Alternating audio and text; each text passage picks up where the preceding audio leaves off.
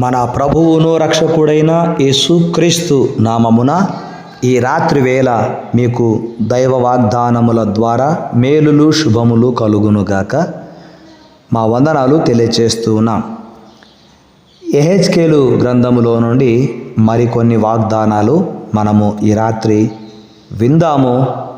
ఆత్మీయంగా అన్ని విధాలుగా బలపడదాం.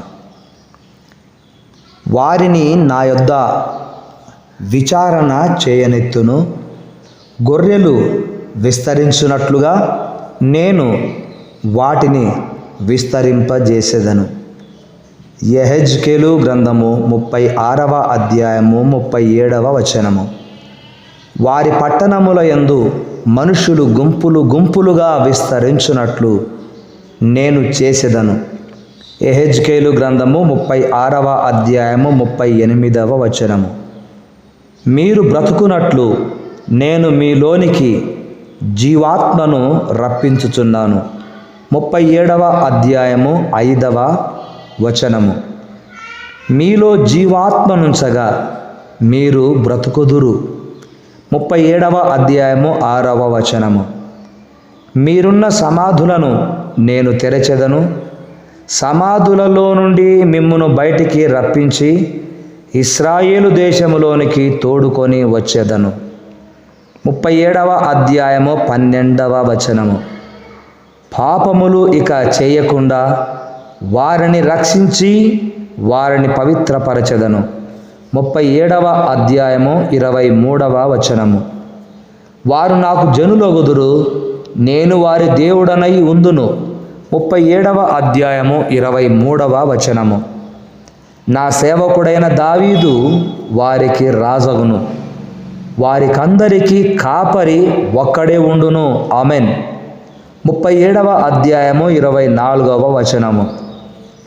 నా సేవకుడైన యాకోబునకు నేనిచ్చిన దేశములో వారు నివసింతురు.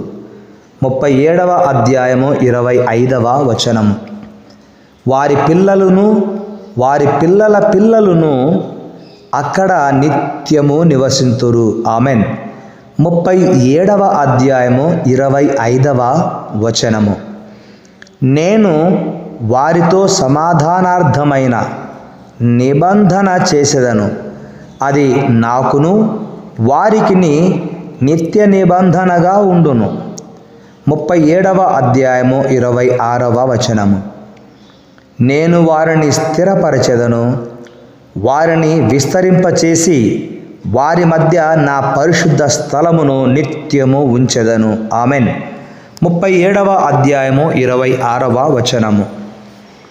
నా మందిరము వారికి పైగా నుండును, నేను వారికి దేవుడనై ఉందును, వారు నా జనులై ఉందురు. 37వ అధ్యాయము 27వ వచనము. వారి మధ్య నా పరిశుద్ధ స్థలము నిత్యము ఉండుటను బట్టి యెహోవానైన నేను ఇశ్రాయేలీయులను పరిశుద్ధపరచువాడనని అన్యజనులు తెలుసుకొందురు. ఆమెన్. 37వ అధ్యాయము 28వ వచనము.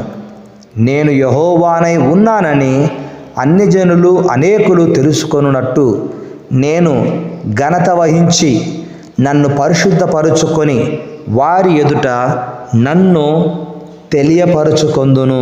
ఆమెన్. 38వ అధ్యాయము 23వ వచనము.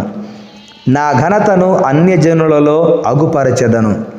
39వ అధ్యాయము 21వ వచనము. నా పరిశుద్ధ నామమును బట్టి రోషము కలిగిన వాడనై యాకోబు సంతతి వారిని చెరలో నుండి రప్పించెదను. 39వ అధ్యాయము 25వ వచనము. ఇశ్రాయేలీయులందరి ఎడల జాలిపడెదను. 39వ అధ్యాయము 25వ వచనము.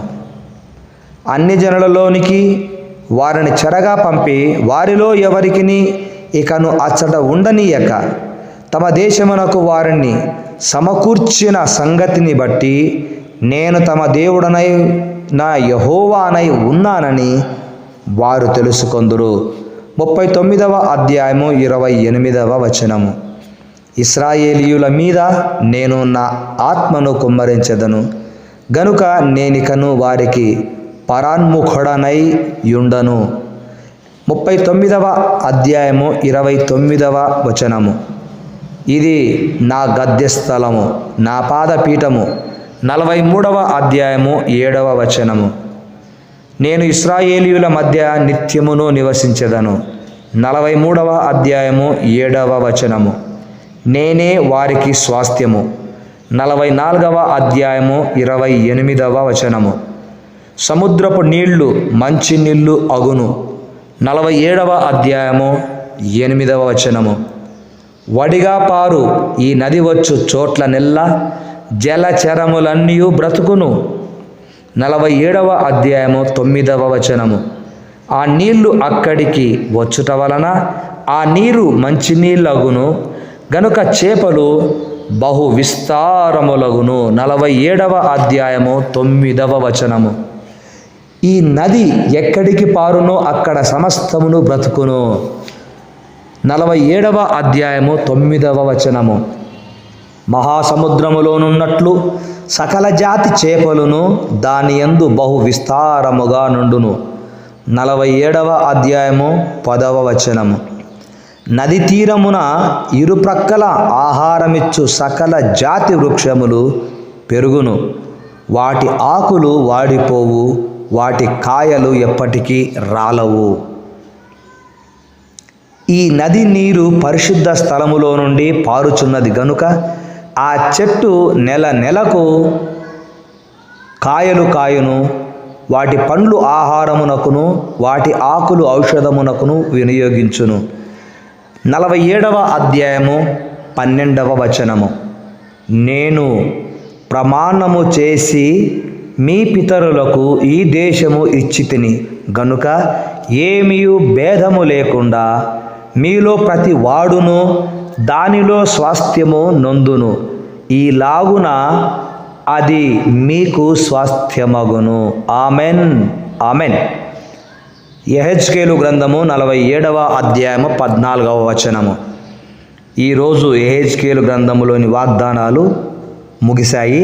ప్రభు చిత్తమైతే రేపు దానియేలు గ్రంథములో నుండి మరికొన్ని వాగ్దానాలు విందాము. ఈ వాగ్దానములన్నీ కూడా మన జీవితాల్లో, మన బిడ్డల జీవితాల్లో యేసునామమున నెరవేరునుగాక. ఈరోజు వివాహ దినము, జన్మదినము జరిగించుకుంటున్న వారికి మా ప్రత్యేకమైన శుభములు, శుభాకాంక్షలు. దేవుడు మనెల్లరినీ తన మహాకృప కనికరము చేత ఆశీర్వదించి సుఖ సంతోషాలనిచ్చి సంతానాభివృద్ధిని కలగజేయునుగాక. ఆమెన్. శుభరాత్రి.